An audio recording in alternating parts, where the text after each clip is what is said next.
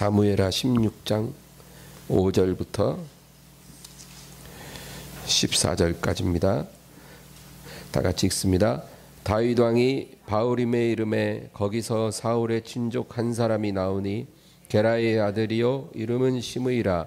그가 나오면서 계속하여 저주하고 또 다윗과 다윗 왕의 모든 신하들을 향하여 돌을 던지니 그때 모든 백성과 용사들은 다 왕의 좌우에 있었더라. 시므이가 저주하는 가운데 이와 같이 말하니라. 피를 흘린 자여 사악한 자여 가거라 가거라. 사울의 족속의 모든 피를 여호와께서 내게로 돌리셨도다. 그를 이어서 내가 왕이 되었으나 여호와께서 나라를 내 아들 압살롬의 손에 넘기셨도다. 보라, 너는 피를 흘린 자이므로 화를 자초하였느니라 하는지라. 수레의 아들 아비새가 왕께 여짜오되 이 죽은 개가 어찌 내 주 왕을 저주하리까?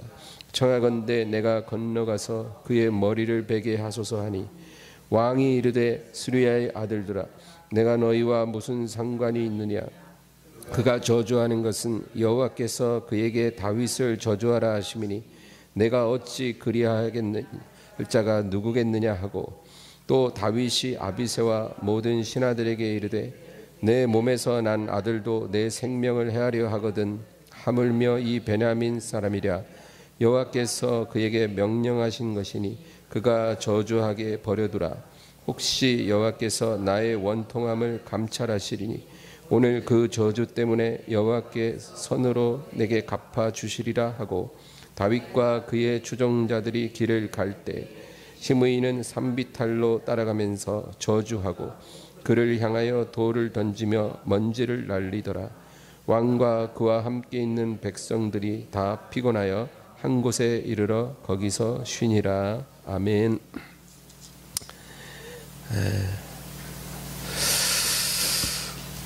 할렐루야. 이 역사라는 말, 우리가 영어로 하면 히스토리입니다. 히스토리, 이거는 히즈와 스토리의 이제 합성된 말이라 그렇게 말을 하죠. 그러니까 그의 이야기, 그분의 이야기입니다. 그래서 역사는 하나님의 이야기입니다. 그래서 역사의 주인공은 사람이 아니고 하나님이세요. 그래서 사람의 관점에서 쓴 역사는 별로 의미가 없는 거예요. 그러나 하나님 관점에서 쓴 역사가 진짜 역사죠. 그 역사가 바로 성경입니다.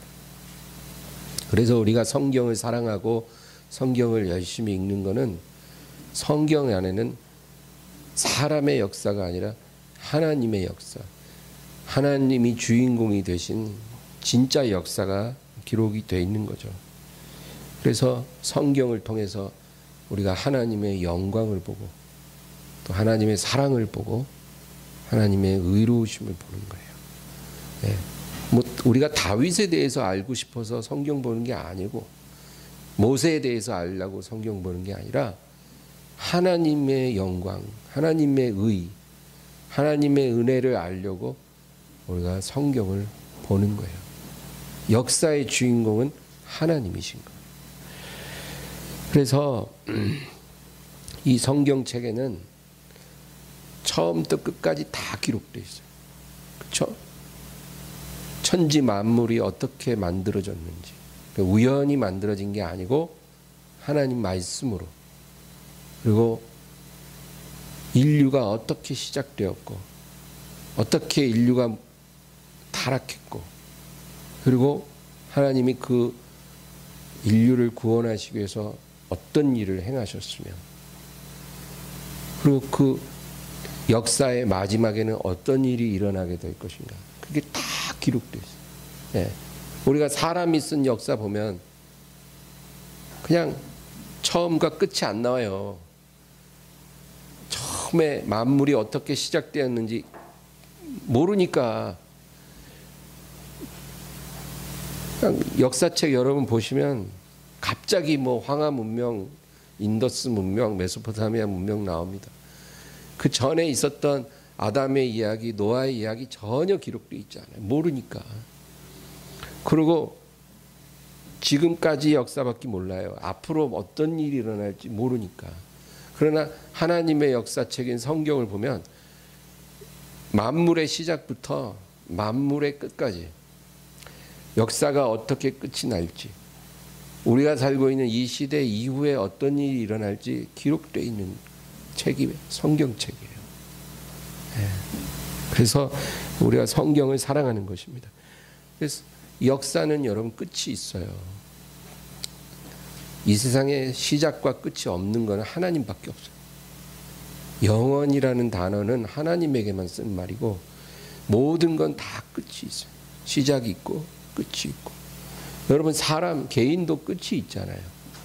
하나님이 원래 사람을 영생하는 존재로 만들으셨지만 그러나 죄가 들어오고 나서 영생은 끝났어요. 그래서 하나님이 사람을 죽음으로 끝나게 하셨어요. 너는 흙이니 흙으로 돌아갈지니라. 그런데 처음에는 하나님이 그래도 거의 1000년 가까이 살게 하셨는데 이 1000년을 살면서 죄를 얼마나 짓겠어요. 여러분 생각해 보세요. 100년 사는 인생도 뭐 죄가 하늘에 닿을 만큼 많은데 1000년을 살면서 죄를 지으면 그 하나님 거룩하신 눈으로 그거 다 볼 수가 없어. 그래서 한 번은 홍수로 다 쓸어버리고 홍수 이후에는 육식을 허락하노라. 그러고는 수명이 완전히 막 현격하게 낮아지기 시작해. 그래서 아브라함은 200살, 모세는 120살, 그 다음엔 뭐 100살 안팎이. 지금까지도 인간은 100년을 못 살아요. 하나님이 수명을 막 줄여버린 거예요. 그러니까 창세기 3장에 너는 흙이니 흙으로 돌아갈지니라, 그것은 뭐냐면 사형선고예요. 사형선고. 너는 영원히 살지 못한다. 너는 죽으리라. 사형이다. 사형선고예요. 그리고 이제 우리가 태어나서 살다가 죽잖아요. 그거는 뭐예요? 사형 집행이에요. 저와 여러분이 죽는 그날은 사형 집행하는 날이에요. 하나님이 죄인들을 영원히 살지 못하도록 사형 선고를 하시고 그리고 각각의 시간에 사형 집행을 하시는 거예요. 그래서 우리는 영원히 못 살아요. 끝이 있어요. 그런데 역사도 끝이 있어요. 계시록을 보면 일찍 죽임을 당하신 하나님의 어린 양이 하나님 아버지 보좌 앞에 인도함을 받아 하나님 손에 있는, 하나님 앞에 놓여져 있는 그 책에 그 임봉을 떼는 거예요. 그 하나님 앞에 있는 그 책은 그 우리가 하나님 앞에 책이 2권 있는 거 알아야 돼요. 하나는 생명책이에요. 그 생명책에는 구원받을 자들의 이름이 기록되어 있어요. 그러나 여러분 그 책에 기록됐다고 그거 영원히 유효한 거 아니에요. 하나님이 분명히 경고하셔요. 하나님을 거역하는 자는 내가 이 생명책에서 지워버리기를. 기록됐다 지워질 수 있으니까 조심하세요.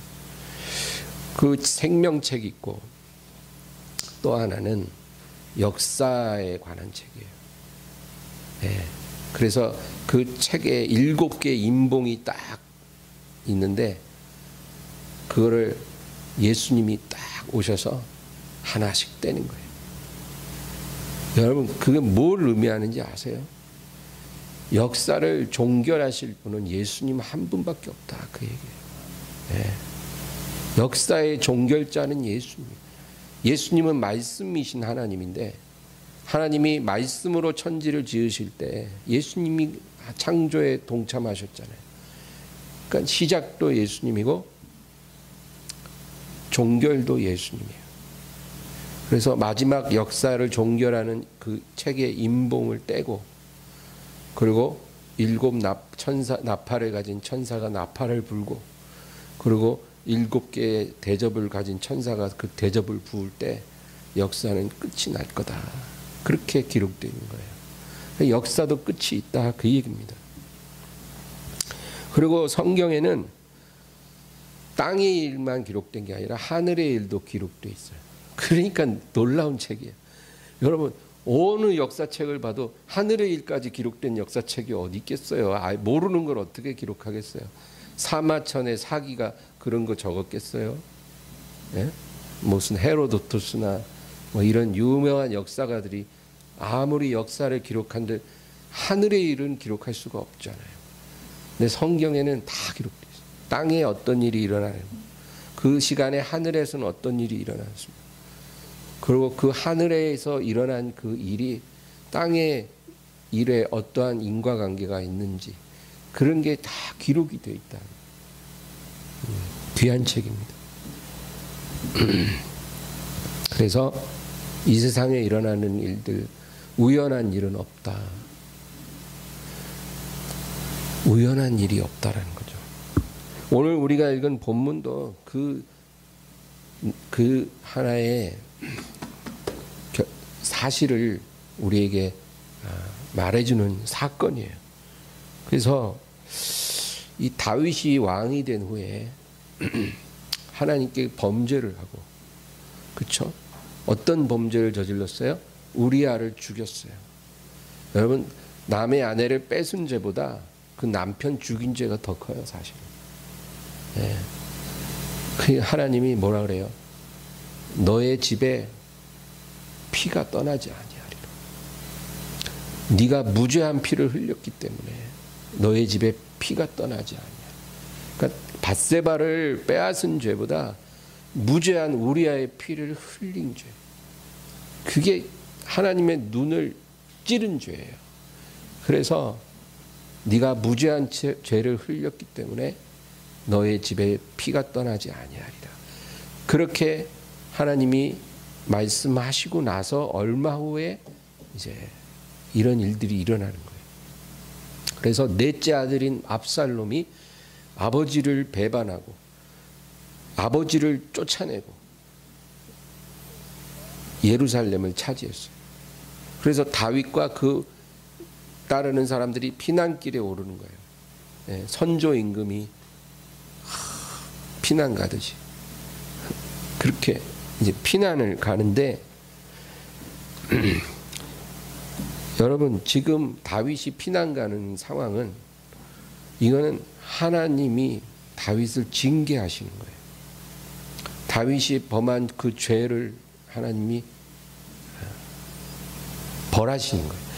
여러분 우리가 하나님께 회개하면 용서를 받아요. 그래서 회개는 정말 중요한 거예요. 우리가 회개 안 하면 영원한 죽음을 당하지만 회개하면 죽음에서 삶으로, 영원한 사망에서 생명으로 옮기는 거예요. 그래서 회개는 해야 돼요. 반드시 해야 돼요. 그런데 회개했다고 해서 용서받았다고 해서 벌을 안 받는 건 아니에요. 벌을 받아요. 아주 참혹합니다. 그래서 여러분 죄를 안 짓는 게 좋은 거예요. 다만 원래 사형당해야 되는데 하나님이 사형을 하지 않고 태형을 해요. 태형. 매 몇 대 아프게 때리는 거예요. 원래 죽어야 되는데 죽이시지 않고 아주 그냥 다리 몽둥이를 부러뜨려놔요. 그것도 굉장히 참혹한 거예요. 그래도 감사하죠. 그러면 여러분 우리가 범죄해서 하나님께 매맞을 때 어떻게 해야 돼요? 잠잠히 그 매를 맞아야 돼요. 그 매를 맞아야 돼요. 그리고 그 시간을 근신하면 겸손히 견뎌야 돼요. 하나님 때리실 때 맞아야 되고 낮추실 때 낮아져야 돼요. 그래서 지금 다윗이 그걸 알아요. 내가 지금 왜 이런 일을 당했는지. 그래갖고 묵묵히 가는 거예요. 근데 지금 이 일이 왜 일어났는지 하나님하고 다윗밖에 몰라. 그렇죠? 예. 그리고 또 누가 알아요? 나단 선지자만 알아요. 근데 백성들은 몰라. 그러니까 다윗을 따라가는 백성들은 지금 다 막 화가 났어. 이런 일이 일어나냐? 어떻게 이런 일이? 어떻게 아들이 아버지를 쫓아내고 지가 왕 되겠다고 저지랄이냐 막 이러면서 막 백성들은 압살롬을 욕하기 바빠. 저 호로 자식, 죽일 놈, 저 패역한 자식, 막 그렇게 욕하는데 다윗은 자기가 지금 왜 이런 상황을 당하는지 알기 때문에 조용히 그냥 묵묵히 피난길에 오르고 있는 상황이에요. 그런데 시므이라고 하는 한 미친 노인이 나타나가지고 갑자기 막 먼지를 확 날리면서 깔깔깔깔 웃으면서 너 다윗이 그 꼴 좋다. 네가 사울의 집을 멸망시키고 그 피를 흘린 것처럼 이제 너의 피를 흘릴 때가 왔느니라. 네가 그 악한 그 과거의 그 죄로 인해서 하나님이 너를 지금 벌하시네. 막 그렇게 막 저주를 퍼붓는 거예요. 그러니까 지금 백성들은 화가 나요. 여러분 막 진짜 막 울고 싶은 아이 뺨 때리듯이 아주 그냥 이제 백성들 뚜껑 열려. 그래갖고 요압의 아우인 아비새가 왕이여, 내가 가서 저 죽은 그 미친 노인을 목을 베게 하소서. 가서 목을 베어라. 그러면 목을 베어버릴 수 있어요. 그런데 다윗은 그렇게 하지 않았다. 그래서 오늘 10절 보세요. 왕이 이르되 다 같이요. 스루야의 아들들아, 내가 너희와 무슨 상관이 있느냐? 그가 저주하는 것은 여호와께서 그에게 다윗을 저주하라 하심이니 내가 어찌 그리하게 하였느냐 할 자가 누구겠느냐 하고. 저가 저주하는 것은 하나님이 그에게 다윗을 저주하라 하셨기 때문이라. 지금 시므이가 하는 말은 맞는 말이 아니에요. 말도 안 되는 말이에요. 다윗이 사울의 집을 무너뜨리고 왕이 된 거는 하나님이 그렇게 세우신 거지 절대 다윗이 자기 주인을 배반해서 그 자리를 빼앗은 게 아니에요. 하나님이 사울에게서 왕위를 빼앗아 다윗에게 주신 거예요. 말도 안 되는 소리를 하는데, 그러나 다윗은 뭐라고 말하냐면 저가 저주하는 것은 하나님이 그렇게 하라고 시켰기 때문이다. 11절에도 또 그 얘기가 나와요. 다윗이 아비새와 모든 신하들에게 이르되 내 몸에서 난 아들도 내 생명을 해하려 하거든 하물며 이 베냐민 사람이랴. 여호와께서 그에게 명령하신 것이니 그가 저주하게 버려두라. 지금 일어나고 있는 이 상황, 그리고 이 안에서 일어나는 모든 일들이 다 하나님이 시키신 일이라. 아무리 억울한 일, 말도 안 되는 일, 정말 견딜 수 없는 일들도 사실은 다 하나님이 지시하신 일들이라는 거예요. 그래서 다윗은 그것을 그냥 다 받아들이겠다는 거예요. 그리고 12절이 중요해요. 12절 읽겠습니다. 혹시 여호와께서 나의 원통함을 감찰하시리니 오늘 그 저주 때문에 여호와께서 선으로 내게 갚아주시리라 하고. 내가 이렇게 이 상황을 겸손히 받아들인다면 혹시 나의 이 억울함과 원통함을 하나님이 보시고 나에게 주시는 이 징계를 거두어 주실 수 있지 않을까. 나에게 은혜를 베풀어 주시지 않을까. 그 얘기를 하는 거예요. 그러니까 여러분, 이게요 다윗의 영성이에요. 우리가 어떤 상황에 처했을 때 그거를 나의 관점에서 해석하느냐 하나님의 관점에서 해석하느냐, 그것이 아주 중요해요. 사람들은 자기 관점에서 그 상황을 바라봤기 때문에 저 노인의 목을 치자고 말을 하는 거예요. 저런 미친 소리를 한 노인을 왜 가만두십니까? 죽여버리십시다. 그런데 다윗은 사람의 관점이 아니라 하나님의 관점인 거예요. 하나님이 나를 낮추시려고, 나를 깨려고, 나에게 징계를 내리시려고 지금 저 노인이 저렇게 독한 저주를 하게 하신 거 아니겠느냐. 그러니까 내가 그냥 이거를 잘 받아들이는 게 하나님이 원하시는 자세지, 화난다고 저 노인의 목 다쳐버리고 이러면 징계가 감해질라가도 감해지지 않을 것 아니냐. 그러니까 누가 내 얼굴에 침을 탁 뱉으면 그 침 닦지 말고 그냥 가만히 있으라는 거예요. 침이 이렇게 흘러내리기 때까지. 그러면 하나님이 내 얼굴에 흐르는 그 더러운 침을 보면서 나를 혹시 불쌍히 여기시지 않을까, 이런 마음인 거예요. 그러니까 하나님이 낮추실 때는 낮아져야 돼요, 여러분. 낮아지라고 낮추는데 안 낮아지려고 막 기를 쓰면 더 맞아요. 하나님이 지금 나를 낮추신다 할 때는 낮아져야 되고, 하나님이 잠잠하라 할 때는 잠잠해야 되고, 깨지라 할 때는 깨져야 돼요. 하나님이 사람들을 인생 채찍과 사람 막대기로 나를 막 두들겨 팰 때는 그냥 두들겨 맞아야 돼요.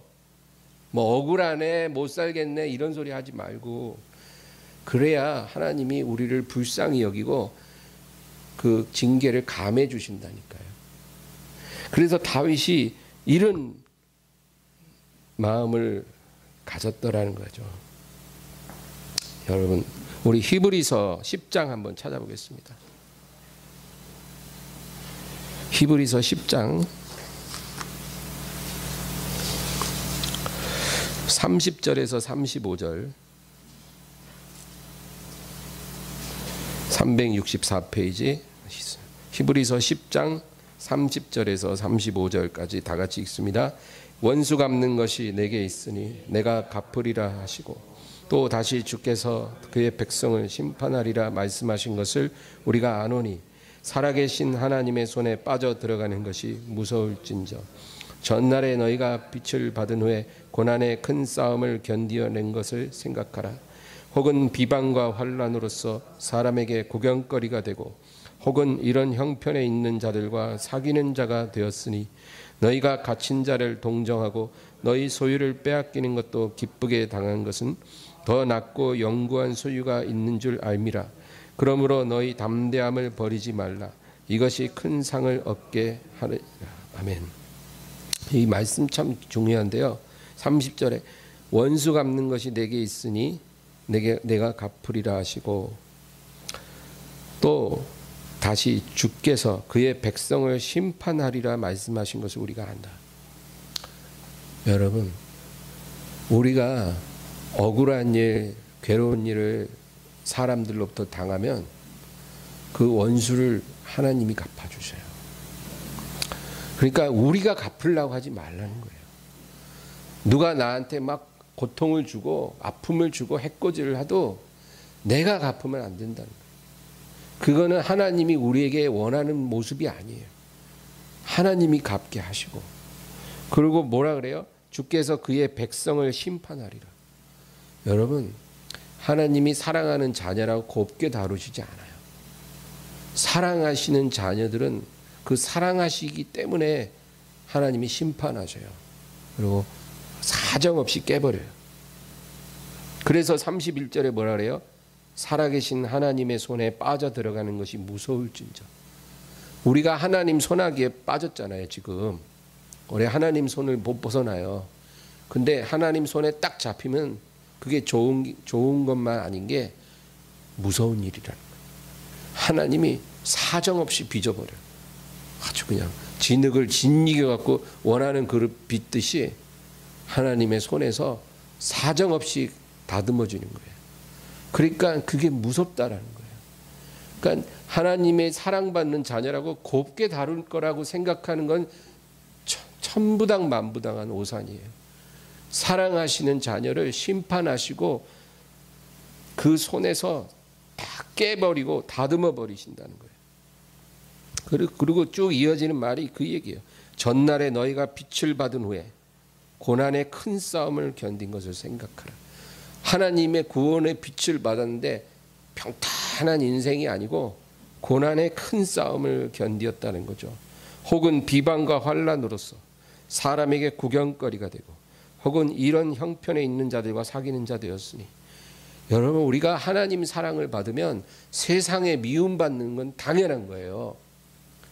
하나님 사랑을 받고 있기 때문에 세상이 우리를 미워해야 되는 거예요. 그게 정상이에요. 세상이 너희를 미워하면 그것이 너희를 미워하는 것이 아니라 나를 미워한 줄로 알라. 세상이 나를 미워했은즉 너희도 미워하리라. 그러니까 우리가 하나님 사랑 안에 더 온전히 거할수록 세상에 미움받고 조롱받고 세상에 공격받는 게 그게 정상이에요. 그게 누가 여러분에게 우리에게 하나님 사랑받으면 형통하기만 하고 평탄하기만 하고 평안하기만 할 것이라고 누가 그럽니까? 성경은 그렇게 말씀하시지 않아요. 사랑받을수록 세상으로부터 미움을 받게 되리라. 너희가 하나님이 기뻐하는 길에 설수록 세상은 너희를 증오하고 너희를 조롱하게 될 것이다. 너희가 갇힌 자를 동정하고 너희 소유를 빼앗기는 것도 기쁘게 당한 것은 더 낫고 영구한 소유가 있는 줄 알미라. 그러므로 너희 담대함을 버리지 말라. 이것이 큰 상을 얻게 하느니라. 담대하라는 거야. 너희가 비록 하나님 손 안에서 깨지고 다듬어지고 빚어지고 힘들지라도 담대하라. 이 시간이 지나면 너희가 큰 상을 받게 될 것이다. 그래서 여러분, 절대 하나님 믿으면 좋은 일만 있으리라는 그런 거짓말은 이제 믿지 마시기 바라요. 오히려 하나님 사랑하는 자녀를 연단하시고 징계하시고 거룩하게 하십니다. 때로는 위로를 주세요. 때로는 평탄하게 해주세요. 그러나 이 세상 삶은 본질적으로 하나님 사랑받는 만큼 고난받게 돼 있다는 거, 그 사실 잊지 마세요. 그게 진리예요. 그래서 계시록 10장에 보면 그런 말이 나와요. 사도 요한에게 천사가 딱 다가와서 내 손에 있는 이 작은 책을 받아 먹어라. 천사의 손에 들려있는 작은 책을 요한에게 주면서 이 책을 먹으라는 거예요. 그래갖고 요한이 딱 받아 먹었더니 입에는 단데 배에서는 쓴 거예요. 그게 뭔 말일까요? 여러분, 우리가 하나님 말씀을 순종하는 삶을 살면 우리의 인생이 그렇게 된다는 거예요. 말씀을 받을 때는 우리 영혼에 달아요. 하나님 말씀 받아 먹을 때는 영혼이 다인데 그거를 실천할 때는 배에서 쓴 거예요. 들어갈 때는 달지만 소화될 때는 써요. 여러분, 말씀은 듣기만 하라고 주는 게 아니라 행하라고 주시는 거잖아요. 그러니까 들을 때는 달콤해도 행할 때는 쓰디 쓴 거예요. 그게 하나님 말씀을 받은 사람의 인생이라는 거예요.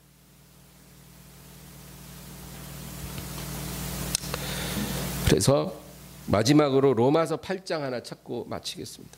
로마서 8장입니다.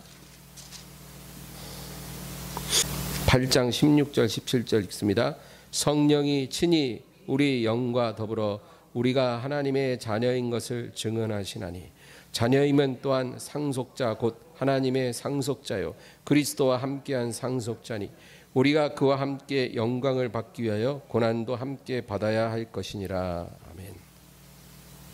여기 보면 3단계로 논리가 이렇게 발전하는데, 첫째는 성령이 친히 우리 영과 더불어 우리가 하나님 자녀인 것을 증언하신다.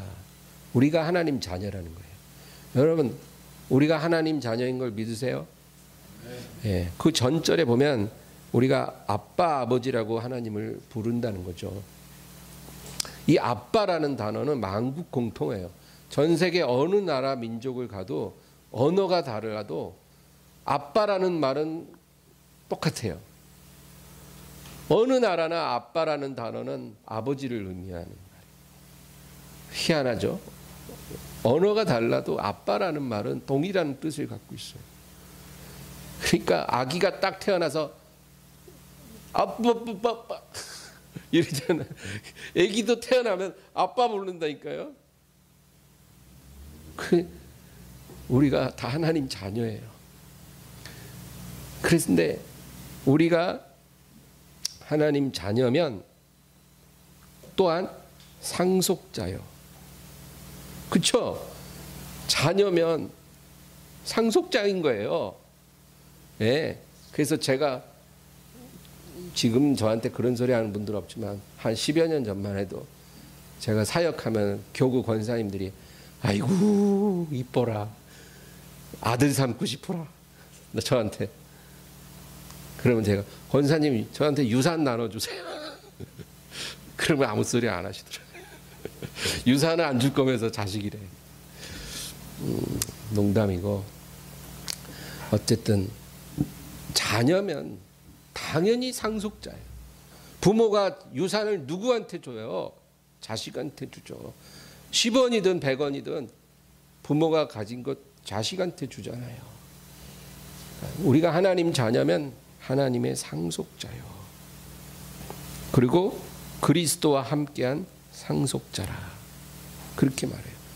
그러니까 첫 번째는 하나님 자녀라 그러고, 두 번째는 우리가 하나님의 상속자라 그러고, 세 번째는 그리스도와 함께한 상속자라는 거예요. 예수님이 원조인데 예수님이 아버지로부터 받는 모든 것을 우리가 예수님과 함께한 상속자가 되었기 때문에 그것을 나누는 거예요. 예수님이 받으신 것을 우리에게 다 나눠주셔요. 그런데 그 다음 절이 제일 중요해요. 우리가 그와 함께 영광을 받기 위하여 고난도 함께 받아야 할 것이라. 이제 예수님과 함께한 상속자가 됐다면 그냥 영광만 받는 게 아니라 고난도 받을 것이라는 거예요. 예수님이 고난 받으심 같이 우리도 고난을 받을 것이고, 예수님이 십자가를 지심 같이 나도 십자가를 지게 될 것이고, 예수님이 세상 사람들의 미움을 받으신 것처럼 나도 세상의 미움을 받게 될 것이라는 거예요. 그게 하나님 자녀의 길이고 하나님 상속자의 길이고 그리스도와 함께한 상속자가 당연히 감당해야 될 분량이라는 거예요. 그러니까 성경은 우리가 그리스도 안에서 고난을 받게 되리라고 수백 번 얘기해 주고 있어요. 성경 전체에 그 말씀이 가득해요. 그냥 하나님 믿으면 잘 되리라, 하나님 섬기면 복 받으리라, 이런 단순 논리로 우리가 생각해서는 안 돼요. 하나님이 우리에게 약속하신 건 뭐예요? 28절 보세요. 밑으로 쭉 내려가서 28절 다 같이요. 우리가 알거니와 하나님을 사랑하는 자 곧 그의 뜻대로 부르심을 입은 자들에게는 모든 것이 합력하여 선을 이루느니라. 그거예요. 수많은 고통, 수많은 슬픔, 수많은 실패, 이런 모든 조각들이 다 모아져서 나중에는 합력한 선을 이룬다는 거예요. 놀라운 퍼즐 작품이 만들어지는 거예요. 그래서 너희에게 허락한 그 많은 연단, 실패, 외로움, 고통, 사람에게 버림받음, 세상에 미움받음, 이 모든 것들을 내가 다 조합해서 놀라운 승리를 허락할 것이다. 그거를 합력하여 선을 이루어 주시겠다는 거예요. 그거 약속해 주셨어요. 너희의 마지막 순간은 놀라운 승리가 될 것이다. 그거는 여러분 확실히 믿으시기 바랍니다. 그걸 약속한 거지 그 과정까지도 행복하고 평탄하리라, 그거는 아니에요. 그러니까 여러분 각오하세요. 우리가 지옥 갈 운명이면 뭐 어떻게 살든 의미가 없지만 하나님의 상속자고 그리스도와 함께한 상속자요 아들이 되었다면 이 세상 삶은 고난의 길이에요. 그거를 당연하게 받아들이세요. 당연하게. 고난이 안 오고 너무 평안하기만 하면 그게 이상한 거지, 고난의 삶을 사는 게 그게 정상이에요. 고난 당한다고 아니 왜 하나님 왜 이러세요 저한테, 이런 생각 갖지 마세요. 여러분 철로 역정이라는 말 들어봤죠? 이 세상 살아가는 그리스도인의 인생이 철로 역정이에요. 철로 역정이라는 말은 천국에 이르는 과정이란 뜻이에요. 그러니까 우리가 사는 이 생은 목적이 아니에요. 목적이 아니고 목적지에 이르는 과정이에요. 순례자가 걸어가야 될 그 과정이 이 세상 삶이고 우리의 목적지는 하늘이에요. 주님이 예비한 곳이에요. 그곳에 이르기 위해 우리가 걸어가고 있는 거예요. 그런데 그 걸어가는 과정이 때로는 위로도 주시고 평안도 주실 수도 있지만 많은 경우에는 고난의 연속이 될 거라는 거예요. 너희가 정말로 나를 섬기고 나를 신뢰하고 나를 순종한다면 내가 이 세상에서 고난받은 것처럼 너희도 고난받게 되리라. 그러나 그것을 이상히 여기지도 말고 억울해하지도 말고 그것이 너희에게 놀라운 영광을 가져다 줄 것을 믿으라. 담대함을 버리지 말라. 이것이 너희에게 큰 상을 얻게 하느니라. 아멘.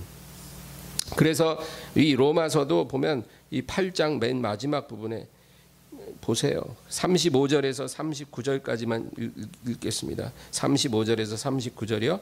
누가 우리를 그리스도의 사랑에서 끊으리요. 환난이나 곤고나 박해나 기근이나 적신이나 위험이나 칼이라. 기록된 바 우리가 종일 주를 위하여 죽임을 당하게 되며 도살당할 양같이 여김을 받았나이다 함과 같으니라. 그러나 이 모든 일에 우리를 사랑하시는 이로 말미암아 우리가 넉넉히 이기느니라. 내가 확신하노니 사망이나 생명이나 천사들이나 권세자들이나 현재일이나 장래일이나 능력이나 높음이나 깊음이나 다른 어떤 피조물이라도 우리를 우리 주 그리스도 예수 안에 있는 하나님의 사랑에서 끊을 수 없으리라. 이게 결론인 거예요. 누가 너희를 하나님으로부터 분리시키겠는가?